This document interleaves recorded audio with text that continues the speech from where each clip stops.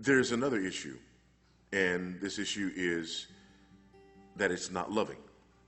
And that's what we talked about. Remember the 11th commandment. Thou shalt be nice, right? We don't believe the other 10 commandments. Why? Because they're actually not very nice, right? He says, may mercy, peace, and love be multiplied to you.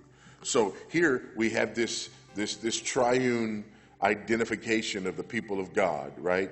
These people who are called by the Spirit, beloved by the Father, kept for the Son. And now we have, really, it's kind of a shorthand of what it is that we have in the Father, Son, and the Spirit.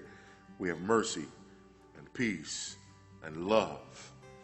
It's being multiplied to us. And the idea is that apologetics is not loving. Telling people that we're right and they're wrong is not loving. Okay? It's not loving. And there's really not a loving way that you can do it.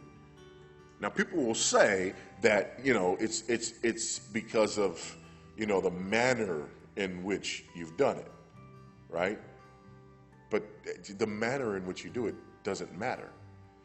If we believe that the very act itself of declaring a right and a wrong is unloving, okay? Now, here's the problem. What we're going to see here, we'll go to verse 3. We'll look at it more closely. But for now, again, we have to read this in order to understand the significance of what we find in verse 2. There's a juxtaposition that happens here. He says, beloved, although I was very eager to write to you about our common salvation, I felt it necessary to write appealing to you to contend for the faith that was once for all delivered to the saints. There's a word that he uses here. And I've often said jokingly, it's like the closest thing to cussing in the Bible. Okay? It's agonizomai. You almost gotta like grit your teeth even just to say it, okay? And what it means is to agonize greatly. The word is actually borrowed from wrestling, okay? Which with boxing is the oldest martial art, okay? And so here's a picture. Jude is illustrating what it is that he's calling us to do spiritually, theologically, intellectually, and interpersonally, and he borrows from, the Olympics. He borrows from sport, and he doesn't borrow from racing. He doesn't borrow from weightlifting.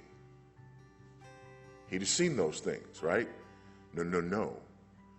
He borrows from one man here, another man there.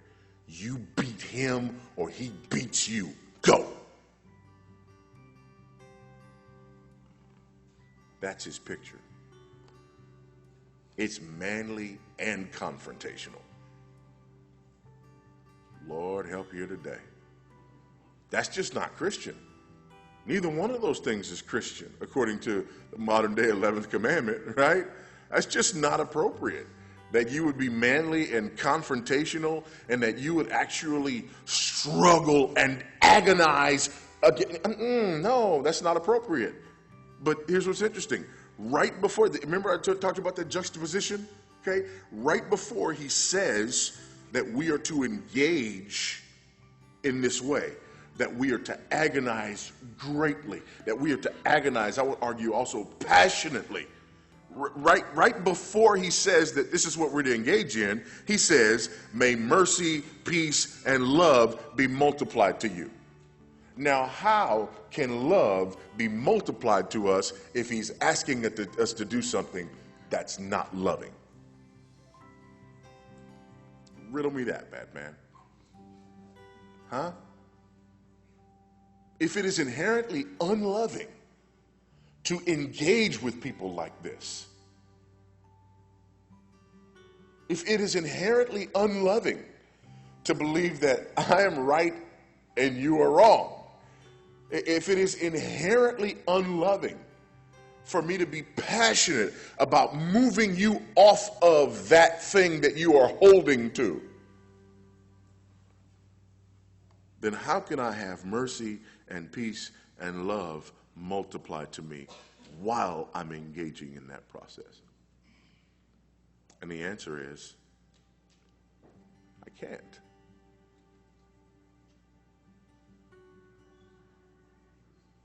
But here's the thing.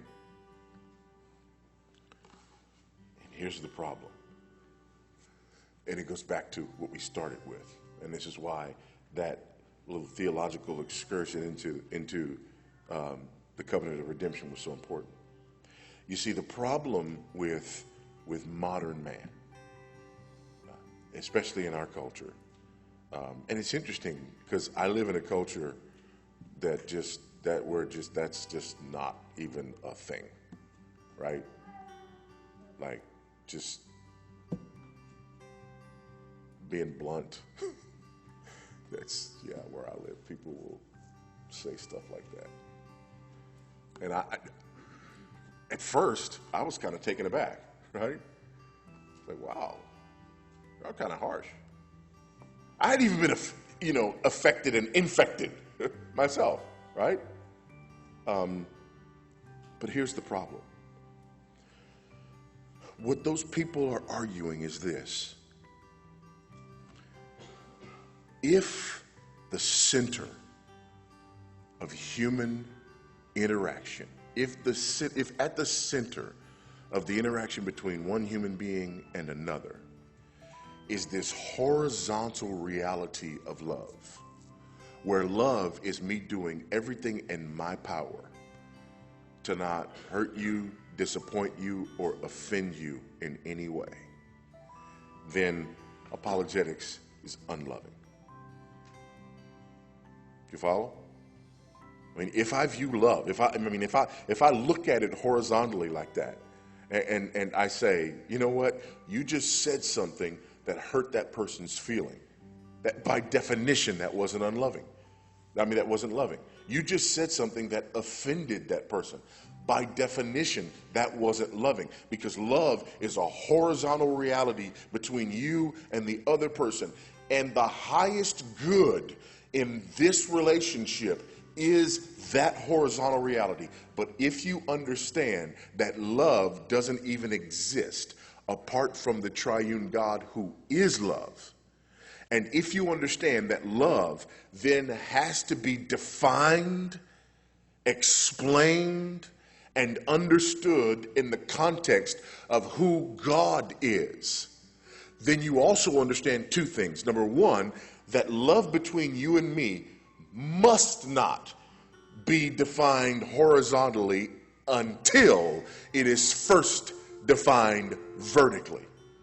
And the second thing that we know for certain is this, is that if there is something in this horizontal relationship that is at odds with the truth that we know from the triune God, then it cannot be loving. So for example, if you are an enemy of the triune God, and I am so interested in our horizontal relationship that I deny that reality because it might be offensive to you, I am actually not loving you. That's like your neighbor who sees your house on fire at 2 a.m. but says, I'm not going to bang on your door because you're sleeping.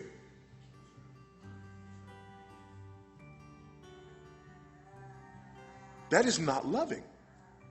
That is not loving.